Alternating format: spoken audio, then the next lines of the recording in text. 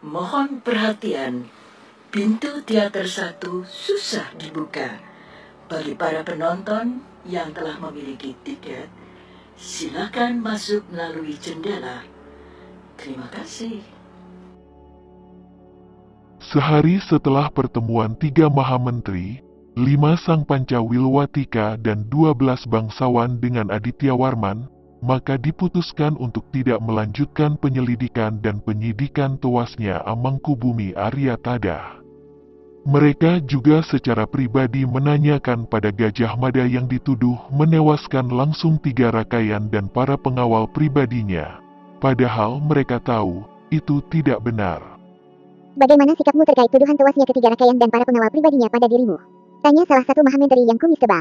Aku sangat kesal dan ingin mencari kebenaran atas tuduhan itu, namun di saat sekarang, aku tak mau hanya karena tuduhan itu, mandat yang diberikan padaku untuk melaksanakan ekspansi Cakrawala Mandala Dwipantara yang sedang kita persiapkan terhenti.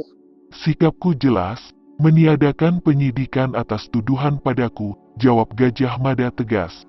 Baiklah, ini lebih baik ditiadakan kalau diteruskan akan menguras pikiran dan tenaga kita. Kami sangat menghargai pengorbananmu, ucap Mahamenteri itu pada Gajah Mada. Aku minta persetujuan untuk mengirim utusan ke Ganalokapala guna menjelaskan hal yang sebenarnya. Kalau Ganalokapala tidak terima, aku akan mengundangnya ke kota raja menemui diriku, Dewan Mahamenteri, Dewan Sang Pancawilwatika dan Dewan 12 bangsawan. Ujar Gajah Mada, baiklah, kita akan menjelaskan yang sebenarnya pada Ganalokapala, balas Mahamenteri itu. Mahamenteri, dari pernyataan Pangeran Aditya Warman, sudah jelas dialah dalang dari tewasnya 3 rakayan dan para pengawal pribadinya termasuk juga tewasnya Amangkubumi Aryatadha.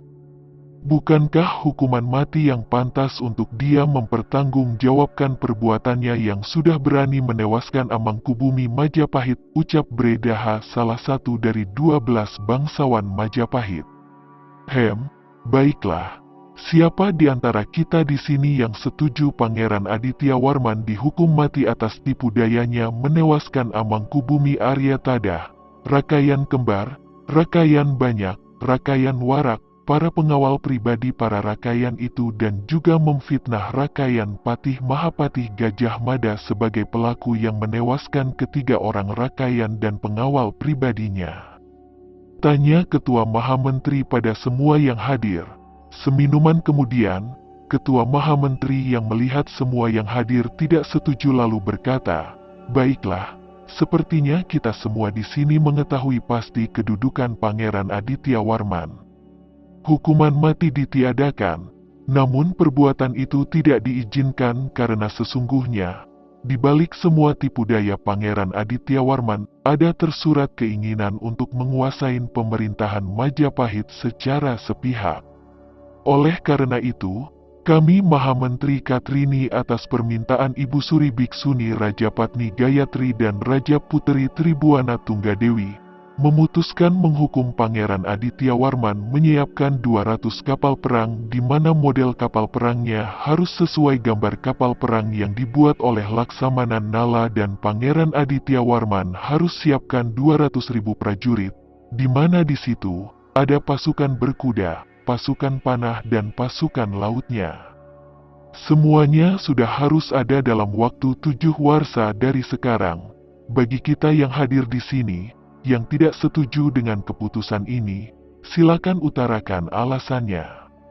Ucap Ketua Mahamenteri Katrini. Ketua Mahamenteri, bagaimana bila tiba-tiba pasukan itu menyerang kita? 200.000 prajurit bukanlah jumlah yang kecil?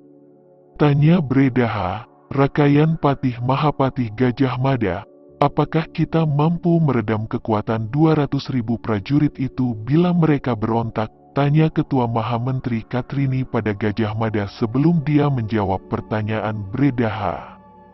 Kurun waktu 7 warsa, kekuatan militer kita pasti sudah sangat besar.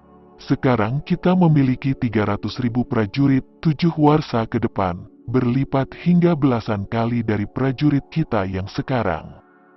Jawab Gajah Mada. Nah, bagaimana Bredaha? Tanya Ketua Mahamenteri Katrini. Kami setuju, Akan tetapi ini harus menjadi tanggung jawab penuh Rakayan Patih Mahapatih Gajah Mada. Jawab Bredaha, bagaimana Rakayan Patih Mahapatih Gajah Mada? Tanya Ketua Maha Menteri. Aku bersedia memikul tanggung jawab ini, jawab Gajah Mada tegas. Setelah pertemuan itu, ketiga Maha Menteri Katrini menemui Aditya Warman. Aditya Warman dihukum harus mengadakan 200 kapal perang dan 200.000 prajurit. Aditya Warman yang menyadari kesalahannya itu, dia menerima hukuman itu dan pulang ke Darmasraya Swarnabumi untuk mempersiapkan 200 kapal perang dan 200.000 prajurit. Walaupun sudah menerima keputusan dalam pertemuan itu, Gajah Mada masih kesal dengan tipu daya Aditya Warman. Hampir 6 purnama, rasa kesalnya itu menguasai batinnya. Seiring berjalannya waktu, dia pun sadar, untuk menjadi sukses memang banyak halangan, rintangan, tantangan, hambatan, gangguan, godaan, maupun pengkhianatan. Sakit hati atas pengkhianatan yang dilakukan Aditya Warman pada dirinya, tidaklah sebesar ambisinya untuk mewujudkan sumpah palapanya. Bibit semangat Cakrawala Mandala Dwipantara Prabu Kertanegaralah yang menjadi cikal bakal sumpah palapanya. Sehari setelah pertemuan itu, Gajah Mada memanggil Gajah Enggon menghadap dirinya. Begitulah adik Enggon tentang tipu daya Pangeran Aditya Warman, kata Gajah Mada. Apa langkah selanjutnya Kakang? Tanya Gajah Enggon. Kamu utus salah seorang telik sandi yang terbaik dari Bayangkara untuk sampaikan pesanku ini pada sesepuh Gana Lokapala. Ucap Gajah Mada menyerahkan secarik kulit kerbau yang berisi pesan itu.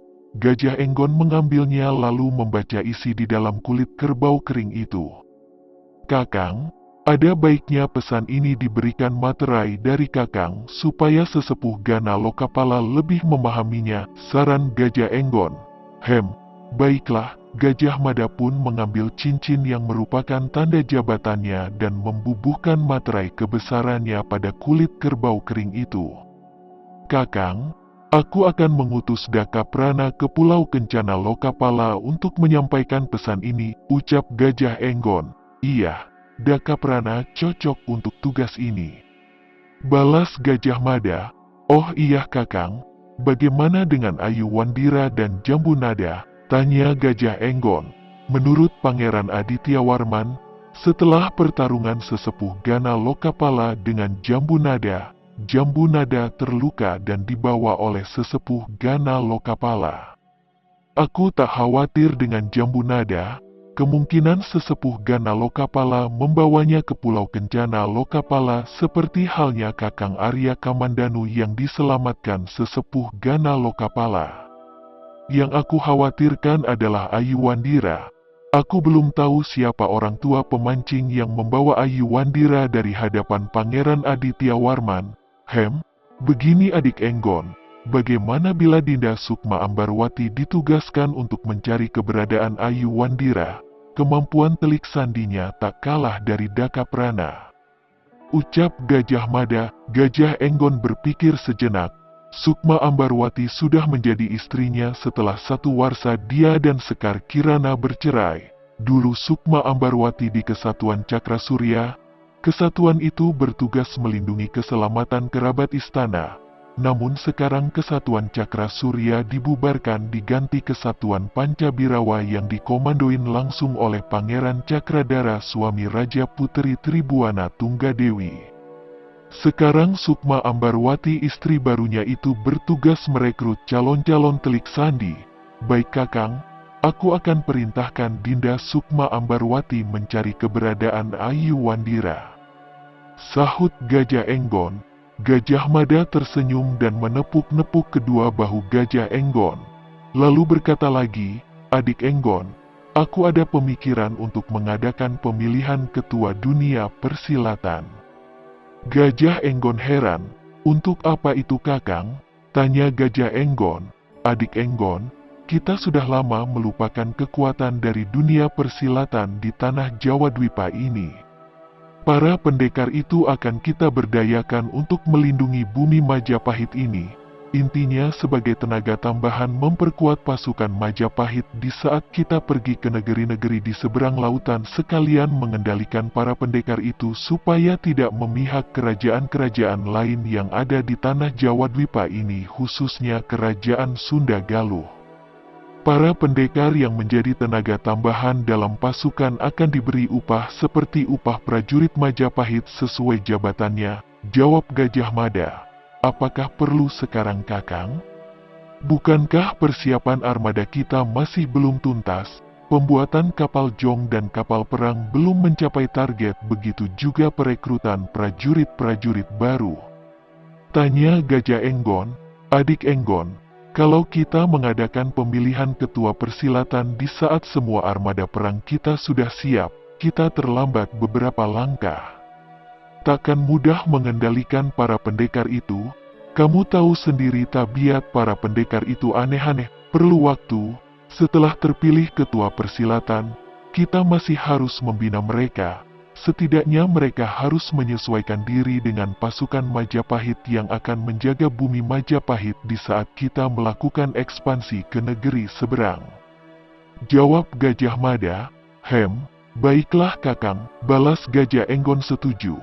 Nah, kamu buat undangan untuk semua padepokan yang ada di Jawa Dwipa ini, termasuk padepokan-padepokan di kerajaan Sunda Galuh dan yang lainnya. Buat juga undangan khusus untuk sesepuh-sesepuh persilatan yang tidak memiliki padepokan. Undang juga sesepuh Gana Lokapala. Undangannya bisa sekalian kamu titipkan pada Dakaprana. Ucap Gajah Mada. Baik Kakang, di mana dan kapan pemilihan ketua persilatan ini, Kakang? Tanya Gajah Enggon. Pemilihan ketua persilatan kita adakan di hutan tarik Kota Raja Lama Majapahit. Waktu di bulan Wilapa. Bulan Wilapa adalah bulan Juni, 1 warsa ke depan. 1 warsa ke depan adalah 1 tahun yang akan datang. Jawab Gajah Mada. Baik Kakang, aku akan segera membentuk kesatuan khusus untuk pemilihan ketua persilatan. Ucap Gajah Enggon. Paham. Adik Enggon, kamu tunjuk salah satu senopatimu untuk membentuk kesatuan khusus itu. Kamu tak perlu turun tangan. Tugasmu bukan lagi seorang senopati tetapi seorang panglima perang, sahut Gajah Mada mengkritik Gajah Enggon. Baik Kakang, bagaimana kalau Senopati Nirwasita yang menangani pemilihan ketua persilatan? Tanya Gajah Enggon meminta pendapat pada Gajah Mada. Senopati Nirwasita yang bekas pemimpin kesatuan Cakra Surya. Gajah Mada bertanya balik. Iya Kakang. Bagaimana menurut Kakang? Balas Gajah Enggon.